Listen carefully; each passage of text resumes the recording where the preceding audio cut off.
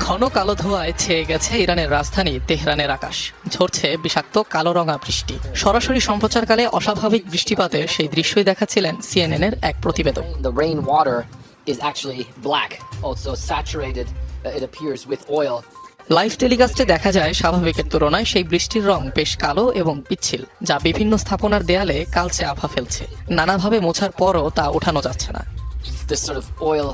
প্রত্যক্ষদর্শীরা জানান, তেল মিশ্রিত এই বৃষ্টির কারণে তেহরানের বাতাসেও ভাসছে পোড়া গন্ধ, যাতে শ্বাস নেওয়া রীতিমতো কষ্টদায়ক এবং ক্ষতিকর। এমনকি তেলসিক্ত এই পানি পরিবেশের জন্য অত্যন্ত ক্ষতিকর। এদিকে এমন মেঘের ফলে তেহরান সহ আশপাশের অঞ্চলগুলোতে অ্যাসিড বৃষ্টির পূর্বাভাস দিয়েছে ইরানি রেড ক্রিসেন্ট। শনিবার তেহরানের বেশ কিছু জ্বালানি স্থাপনায় হামলা চালায় যুক্তরাষ্ট্র ইসরায়েল। এর ফলে স্থাপনাগুলোতে থাকা বিপুল পরিমাণ বিষাক্ত হাইড্রোকার্বন, সালফার ও নাইট্রোজেন অক্সাইড বাষ্প হয়ে বায়ুমণ্ডল ও মেঘে প্রবেশ করে, যা থেকে শুরু হয় অদ্ভুত এই বৃষ্টি।